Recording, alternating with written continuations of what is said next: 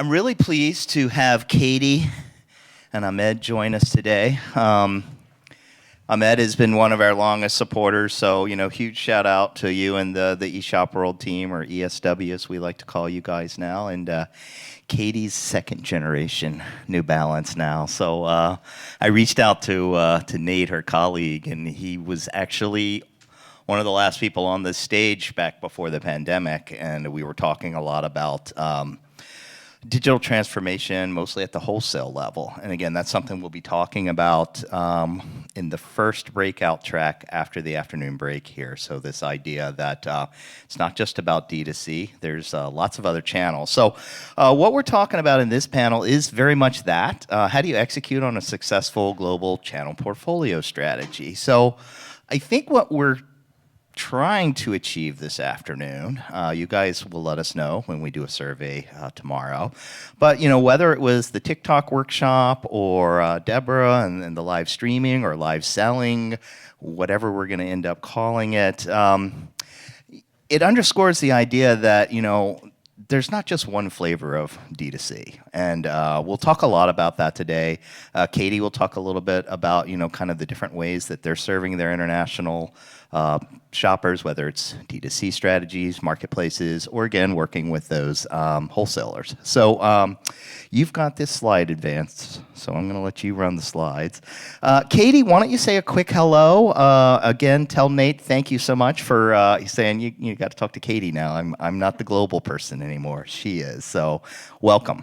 I appreciate it, Kent. Yeah, Nate's left some big shoes to fill, not entirely because he's 6'6" or 6'7", but for a lot of reasons, and I'm really happy to be here, so thank you.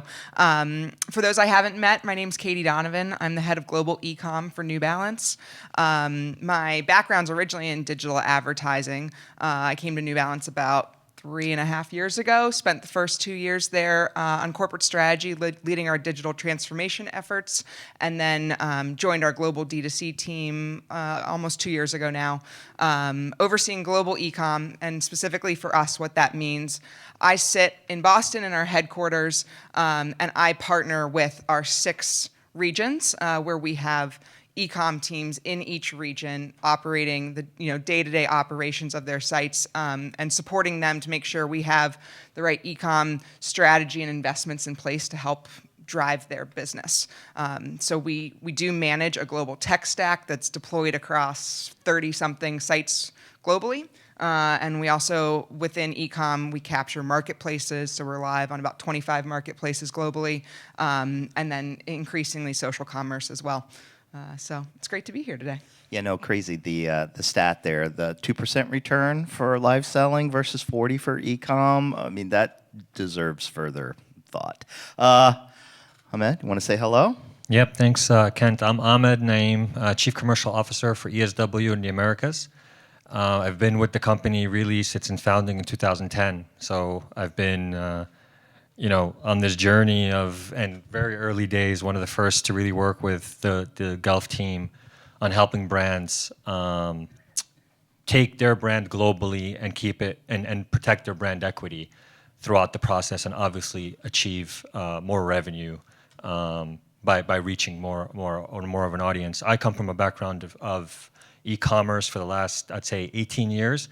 Started more on the supply chain side, and then moving over to ESW, we now kind of focus on all things related to D2C to help brands set the right strategy and execute that at scale when you start looking at, how do you do that globally, right? How do you do that across 30, 40, 50, 100 markets? Depends on, your brand and how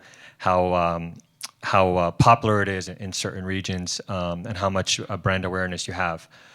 But, and we're going to talk through today kind of what we're seeing in the market and how do you really optimize your direct-to-consumer across the different channels. And Katie can walk through her experience, and we'll definitely tap into that, and then kind of look at it from a macro perspective, how we're seeing similar with other brands. But it's really interesting. I think when we started and when GELF started, it was really focused on cross-border. And now it's evolved way beyond cross-border. And I think this is where the brands that are doing it right are looking at things, in a more multi-local way. And I think that's really the journey that we help walk brands through. And obviously, Katie can share some of her experience and some of the great things they're doing in New Balance as well. Yeah, so I thought we'd just kind of pick up quickly. I know when we first talked, Katie, you were talking about how Asia is often your future-proofing. And I remember talking to Nate about that years ago. What are some things that you guys are seeing in it? You know, was Deborah's, what works, what doesn't work? Was that spot on, or was there a little bit of this here Yeah, and there? there was a lot of nodding along from my end for sure. I don't want to belabor the live streaming point here, but that is definitely a key trend that we're seeing, both in a positive and a negative, not negative way, but in a slower growth way than we expected, which is kind of what Deborah was remarking on. We just recently, of interest, we just launched our first live streaming commerce outside of China. We went next to Europe, which sounds like what we've just heard about. We went to Europe. We did TikTok UK live streaming, did a pilot over the summer, got some great learnings from it, including fantastic insights like, hey, this is a great way for us to sell head to toe. We're predominantly a footwear brand, but we've got 20% of our business is apparel, and we were looking to grow that. And live streaming is a great way to really tell that head-to-toe styling story. So that's a huge win. It's a great way to educate consumers on our products, on the benefits, the fit, the quality of our products, and with especially the goal of reducing return rates. And so I guess that was it 2% should be our new goal, which might be a little bit aggressive, but. So we got some great learnings. Also saw some challenges. Didn't see nearly the same commercial opportunity that we've experienced in China with live streaming. We kind of chalk it up to got to be at the right place at the right time when it comes to live streaming, and we're very bullish on the channel. I'd say kind of keeping it simmering on the back burner to strike when the opportunity is right for us as a brand to really start leaning into live streaming and scaling it more. And I think it's imminent. I think we were just hearing, 8, 10, 12 months, it could be a very different landscape. So that's very top of mind for us, and a learning that we've taken directly from our China business. Yeah, I think back to the people that used to sell me shoes at Sears or Penny's. Those weren't live streaming type people. Anyway, tell us a little bit more. I mean, first time I kind of heard the multi-local. You guys are in the business of opening up all kinds of global D2C channels. Pick it up from there. So maybe really quickly, what I could do is kind of look at. We wanted to share with everybody what we're seeing from kind of a global perspective. We did a global voices survey to almost 15,000 respondents in June across these 14 countries. You could see they're kind of geographically spread out to look at Australia, Asia, Mexico, US, Canada, and some European markets. And, what we've seen in the beginning of the year obviously was a bit of a slowdown in e-commerce. I'm sure a lot of folks with stores opening have experienced that. But the interesting thing here is the shoppers, by and large, for the most part, are still expecting over the next 12 months to buy about the same, more than usual. However, when you look at the US, Canada, France, Germany, Korea, UK, that's much more represented. I'll spend less than usual. So when you're kind of focusing on international and continuing to grow that business, this is not across the board. There are markets that are actually taking the opposite view, and it's more, you look at it from an east to west perspective. China more are saying they're going to spend more. India, which is a market that's on fire for us. Same with Mexico and UAE. So there are markets that are growing at different pace, and I think it's important for brands to know that piece. And we see categories also performing differently. Like footwear just has not slowed down compared to everyone else. I'm sure Katie can attest to that. So, it depends on your product mix and depends on the markets that you're focused on. There is still kind of a bullish market out there from e-commerce, and it's important to understand how you capture that as we go into then, what do you do from a channel perspective, right? But interestingly, there's a few things that the data is kind of validating over and over by the responses. The countries that are increasing in spending or expect increasing spending have a much younger population. So that's a key. Understanding where the younger population is probably an area where you want to be investing, having a great D2C experience. And then those younger consumers are much more concerned about sustainability, which has been a topic for the whole day for a reason. So, if you're going to be seeing growth from markets with younger demographic, you need to be focused on those markets, and you have to know that sustainability is very important to them, and you have to weave that in everything that you do from direct to consumer across all the channels. So those are just some key macro things I think to look at when we look at that, and obviously Katie will share some of her great experience. We also have data and insights across a lot of key verticals, apparel and footwear being our largest, but we also work in beauty and personal care, accessories and specialty. Luxury, like footwear, hasn't slowed down. So the luxury and footwear have been the strongest this year from what we've seen. And then an acquisition that we've made with Scalefast has really opened up electronics and gaming for us. So as we kind of go through what a playbook looks like at a macro level, it's kind of looking across multiple verticals here. But obviously footwear being one of the strongest one, and Katie can really dig deep into that. So, yeah, I was wondering if you could back up a couple of slides to the one with the red and one more back from there. Yeah. One more back from there. There you go. Okay. So, again, the blue is more than usual. The gray is about the same. Yellow, less than usual. Katie, I don't want to put you on the spot, but I am. But we can always edit it out, too, if it's a problem. You want to respond to that one? I mean, are you seeing some of those arrows lining up with what you guys are seeing?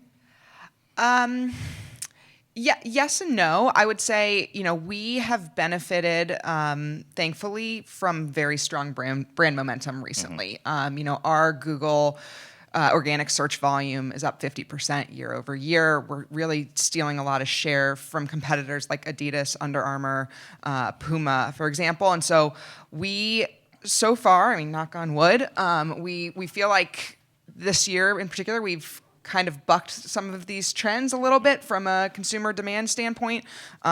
We are trying to be conservative going into next year. There's a lot of headwinds out there, and right. There's some gloomy clouds ahead. But we do feel like we're entering this kind of challenging phase from a position of strength, and we're looking to really double down on that. Got it. And footwear. That's not surprising in the sense that footwear has been very consistent in maintaining growth. So.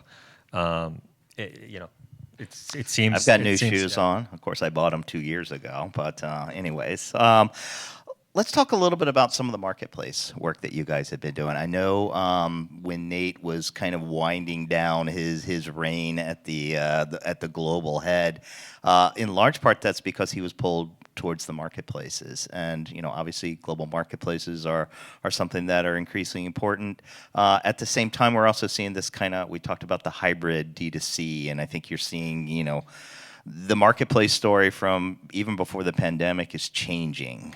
We talked a little bit about it earlier, like where does social fit? Is that more D2C now? So how do you guys look at your marketplace portfolio? Yeah, it's a great question. To be very clear, D2C, and by D2C I mean brand, newbalance.com, brand.com is certainly our number one priority from a data collection standpoint, from a premium brand experience standpoint, et cetera. And that's where the bulk of our investment is. And we've driven strong growth through that channel, high double digits over the past few years, and we are looking to keep that up.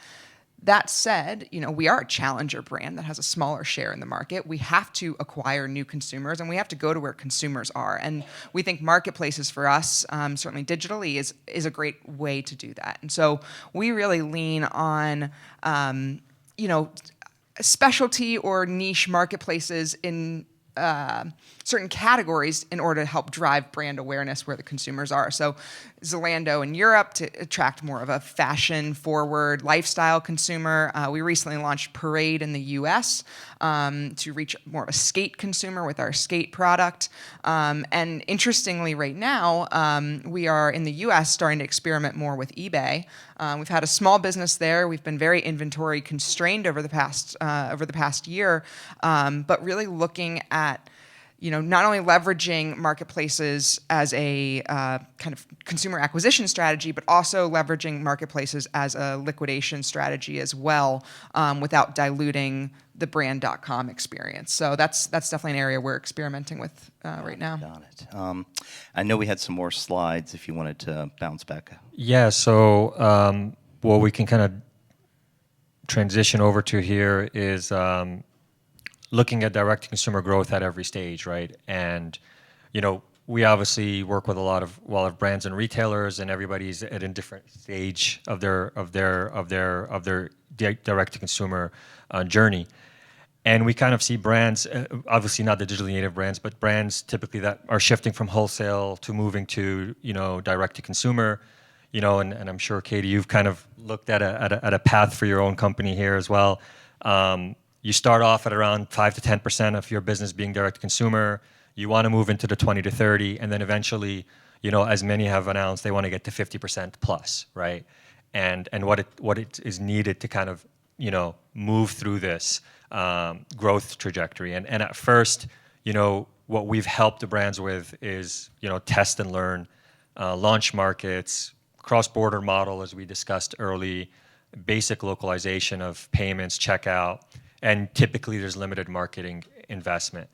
But as you really move through this journey and want to amplify the business and get to 30+%, I think this is where the coherent marketplace strategy kind of plays in. And as you said, looking at using that maybe for liquidation for certain items, but understanding that you need to own the customer, right? And I think that's an area that you kind of discussed.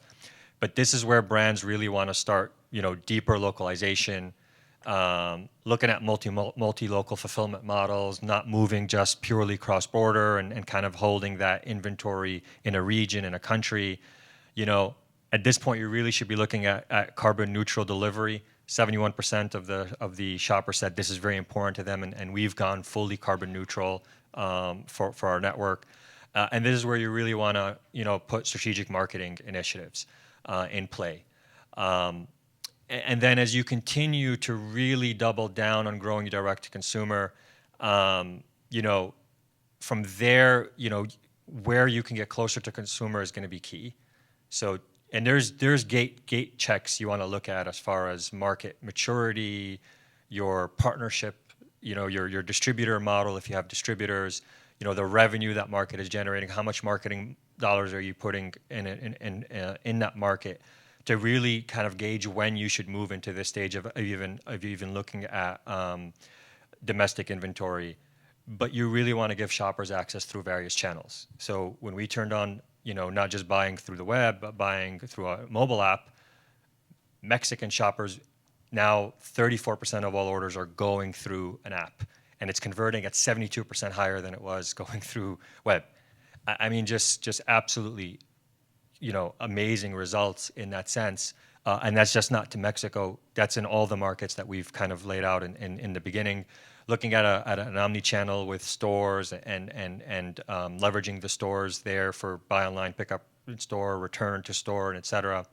I know, Katie, you have a very good story to talk about as far as the high heat product drops, or I think, what do you call them? We call them energy launches. Energy launches. I mean, we see a lot of brands, they refer to it as printing money, right? 10,000 exclusive items, you drop them this week, they're sold in 5 minutes, you do it again the next month, you do it again, and there you go. Some are creating an extra $50 million by doing this. And then what's really becoming hot for the brands that are really doubling down in digital is the NFT digital drops as well, and kind of converting NFTs into product and going through a non-payment type of experience online. And this is where we've set up digital pop-up stores that can do that can also, leverage influencers. And then as you look at really, investing in your direct consumer, moving to carbon negative, which we want to do by 2025, strategic distributor models, and then looking at loyalty and rewards.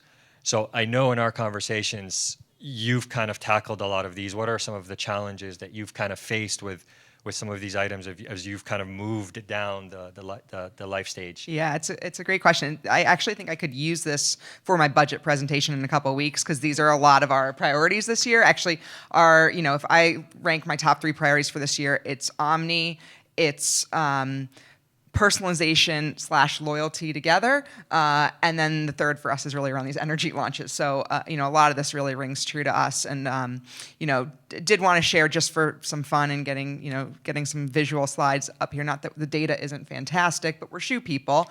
We did want to share just a little bit about what we're doing on the energy launch side. As I mentioned, New Balance has really gone through this brand revitalization over the past 10 years. Certainly for some of you, this slide may be a lot of newness here, right? Like, it's really, New Balance is not the brand that many people, think of as, your typical dad shoe anymore. And energy launches have been certainly a big part of kind of turning around the perception of the brand and attracting a younger, more diverse consumer. If you go to the next slide, if you don't mind, we will have about 75 global energy launches this year. And it is, and I want to call out that it is kind of it can be a bit of a drug that you can get addicted to, right? It's this like cheap, fast money if you have the right design, the right collab partner, et cetera.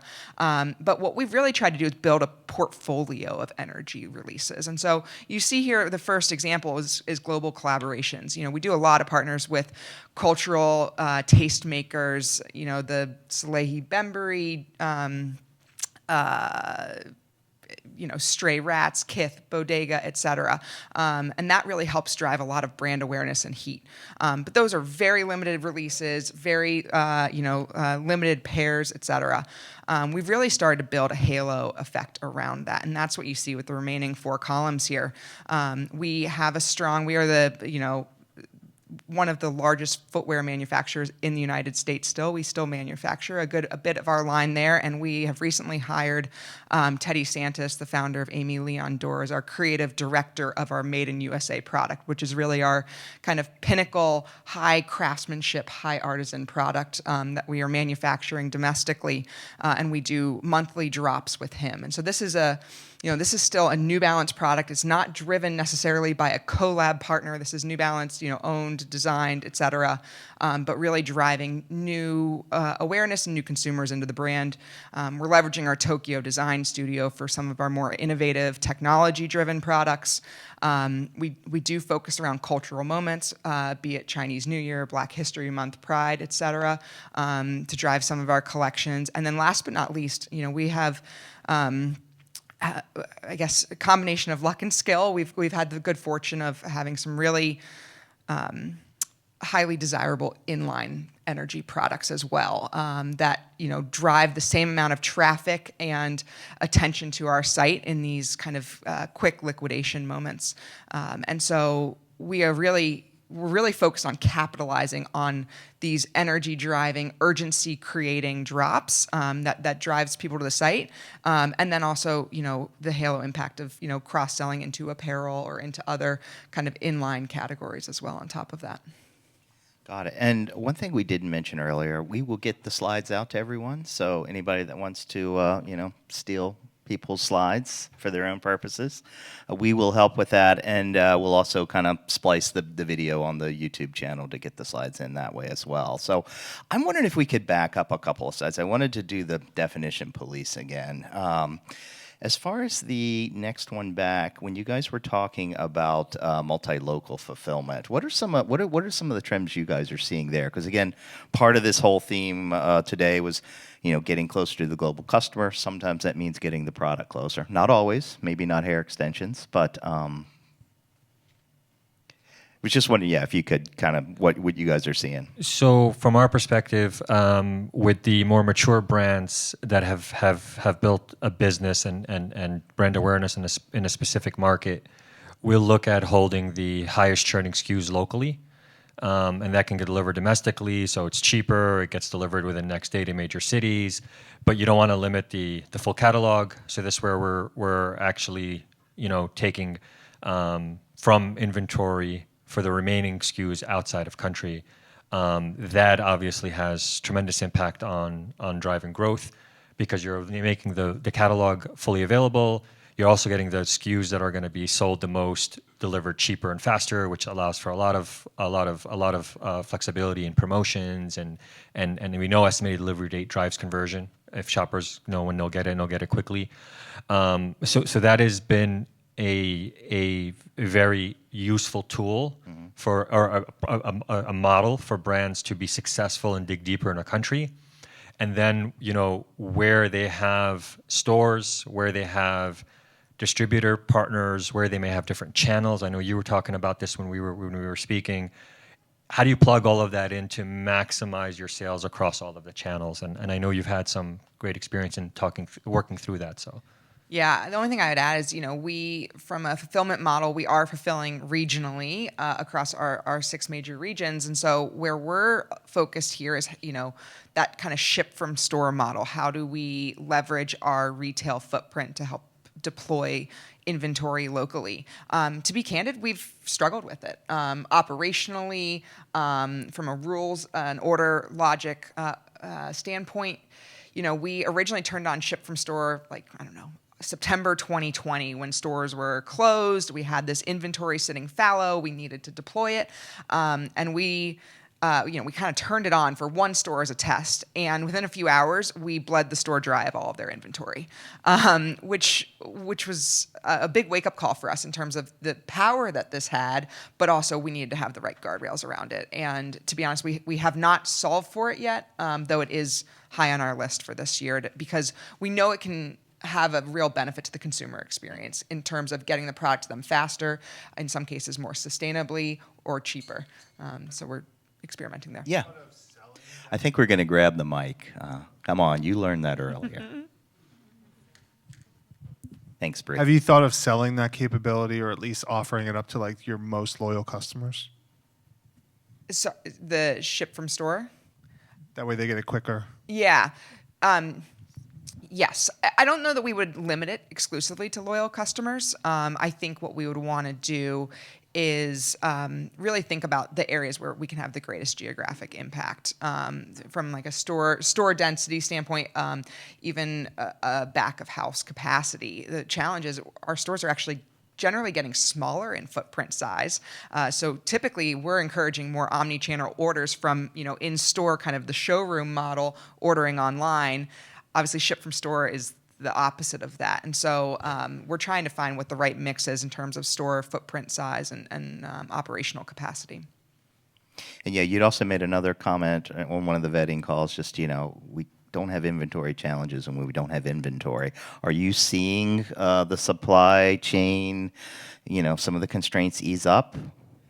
Yeah, we're definitely seeing some of the constraints ease up. It took us, the Vietnam closures last year took, about 12 months to kind of work themselves through. We've had a lot of product catch up now. We are definitely in a healthier inventory position now than we were a year ago when we were extremely inventory constrained. Again, our biggest watch out right now is on, inflation and recessionary pressures and what that may do to us as a D2C brand, but also what it may do for some of our wholesale partners. So we're trying not to get out over our skis there. And speaking of getting out over our skis, that's where I am with the clock ticking down. I did want to give you a chance to talk a little bit about some of the work you guys are doing as you're working with some of your non-owned channels, especially around digital asset management, digital production in-house. And we're going to really go deep into that in the first breakout after the afternoon, but just so people can come up and talk to you about it later. Yeah, I'm certainly biased for D2C. I sit on our global D2C team, but we realize it's important to provide consumers with a consistent and elevated brand experience across channels, whether it's D2C or wholesale. And so one of the things that we've been working to do is exposing some of our D2C assets, both in the form of technology as well as robust content, to our key wholesale accounts, because we want, we're investing heavily in shooting our product imagery, writing our product descriptions in-house.